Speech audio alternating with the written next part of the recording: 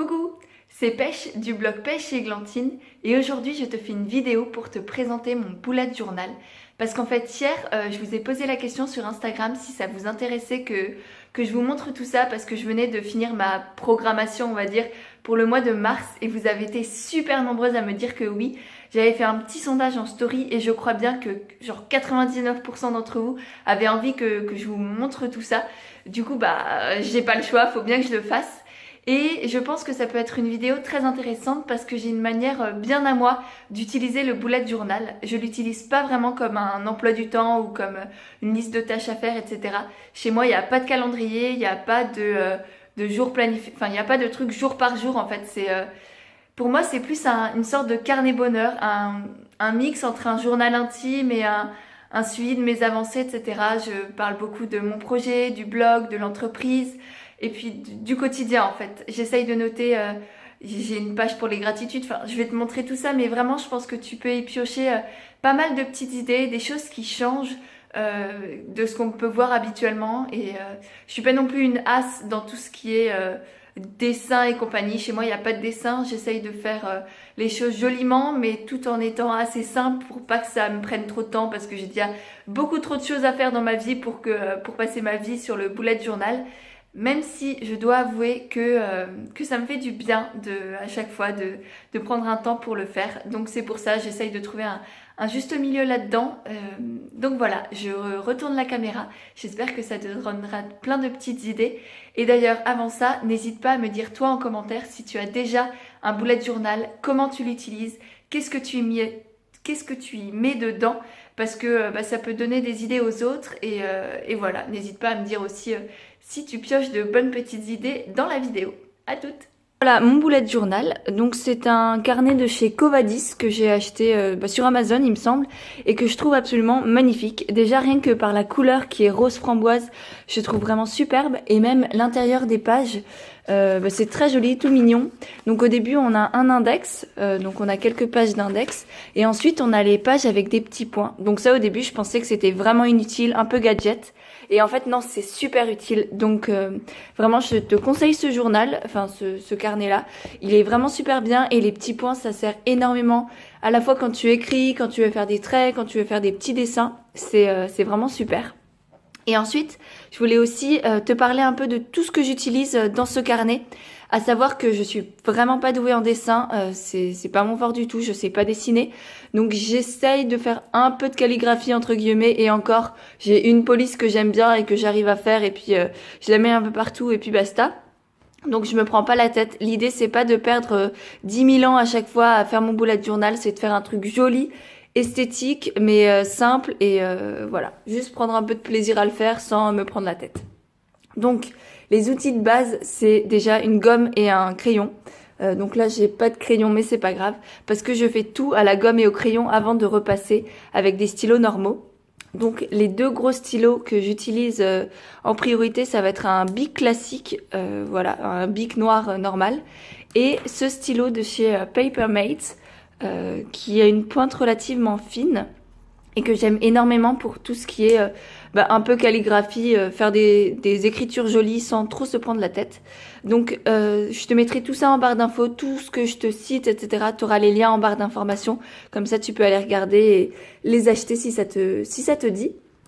Ensuite, j'ai les mêmes stylos de chez Papermate, mais en différentes couleurs. Donc là, j'aime beaucoup ce genre de couleurs. Je trouve que ça me ressemble bien, c'est vivant, c'est positif, voilà, je les aime bien ceux-là.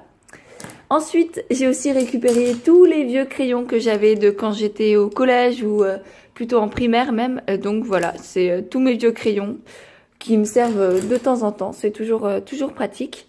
Ensuite, j'ai ces feutres aussi que j'ai acheté, je pense sur Amazon également, qui ont une pointe très très fine. Eux, c'est presque des stylos en fait. Je sais pas si tu peux voir, mais ils sont vraiment chouettes aussi pour faire des écritures très fines. Et puis ça permet aussi de mettre un peu de couleur dans le bullet journal. Ensuite, des feutres que j'aime aussi beaucoup, ce sont les Crayola qui coûtent vraiment pas cher et qui sont vraiment bien. Donc ils ont une pointe un peu plus grosse, donc on dirait comme ça que c'est immense et en fait on arrive très facilement à jouer avec et à faire des traits plus ou moins fins. Donc vraiment les Crayola, je te les conseille également. Par contre, ce que je te conseille pas trop, ce sont les frictions. Donc tu sais, c'est les feutres qu'on peut effacer, ils ont une sorte de gomme là au bout. Mais en fait, j'aime pas trop leur rendu, je trouve qu'ils sont un peu fades et les couleurs pas terribles. Donc ceux-là, ils sont bien si... Bon, si t'es peut-être pas très sûr de toi et que tu veux effacer à chaque fois, c'est peut-être pas mal pour commencer.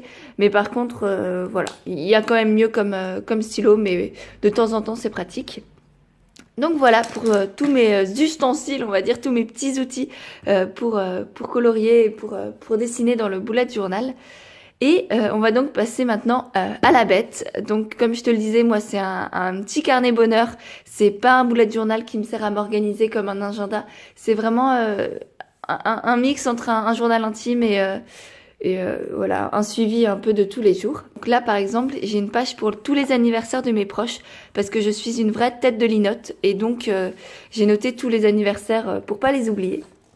Ensuite, là, je me suis fait une page un peu effet bibliothèque. Donc ça, c'est très simple à faire. Hein. Je l'aime bien. Je trouve qu'elle rend très jolie, et c'est très très simple à faire. Mais comme tu peux le voir, je l'ai un peu délaissée parce que je dois avouer que ces pages-là qui sont au début de mon bullet journal, j'ai du mal à y retourner fréquemment. J'y pense pas trop. Je me concentre surtout sur les pages qu'on verra après mois par mois et sur celles-là pas trop. Mais j'aime beaucoup l'idée et il faut vraiment que je m'y mette. Donc normalement l'idée c'est tu notes tous les livres que tu veux lire et après tu colories quand ils sont lus. Voilà. Ensuite sur la page de droite on a un Instagram tracker.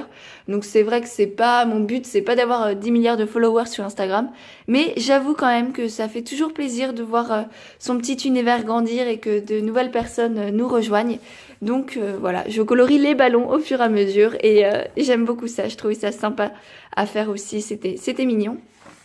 Ensuite, ça c'est une page qui vous plaît énormément, que je vous ai déjà montré à plusieurs reprises sur Instagram. C'est une page du coup sur la lune et les phases de la lune. Donc sur les deux pages, on voit la même chose, c'est-à-dire le cycle de la lune avec de la nouvelle lune à la pleine lune. Et on refait, voilà, c'est un cycle, hein, donc du coup c'est un cercle. Et bon voilà, je vais pas m'attarder dessus, mais si jamais tu veux une vidéo à ce sujet ou au sujet de la lune en général, n'hésite pas à me laisser ça en commentaire. Ensuite, là, j'ai prévu une page pour toutes mes pierres, mais comme tu peux le voir, elle est encore vide. Donc voilà. Et là, on arrive aux pages du mois. Donc le bullet journal, je l'ai commencé en septembre dernier, en septembre 2018. Et donc l'idée, c'est d'avoir à chaque fois une page de garde avec le nom du mois, une petite citation, et ensuite des pages qui varient un peu. Alors j'ai eu plein d'idées au fur et à mesure des mois, ça a un peu varié. Donc voilà, de l'amour de soi, les dépenses, le budget, etc. Là, c'était la page d'octobre. À chaque fois, je change aussi de couleur. Donc là, tu peux voir, par exemple, c'est orange. Donc pareil. Après, j'ai ajouté le tarot, j'ai ajouté la lune, des citations. Là, en novembre, c'était plutôt du violet. Voilà.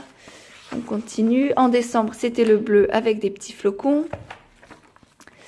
En janvier, c'était du jaune avec une montagne et une petite phrase, quelques mots qui me correspondent très bien et que j'affectionne particulièrement. C'est « accorde-toi le droit » et c'est une phrase voilà, qu'il faut que je me répète souvent parce que c'est pas forcément quelque chose que je fais assez. Voilà. Donc le tarot, le budget, les citations. Février, c'était le mois du rouge, donc le mois de l'amour et de mon anniversaire. Donc c'était février. Et ensuite, on arrive au mois de mars. Donc là, c'est du vert avec... forcément, c'est le mois du printemps. Alors, je voulais faire des petites fleurs. Donc, tu vois, c'est toujours des dessins très, très simples. Là, c'est des fleurs qui sont accessibles à tout le monde, à n'importe qui. Je prends des idées parfois sur Pinterest. Et puis, ou sinon, sur Instagram aussi, il y a plein de comptes avec plein de jolies choses.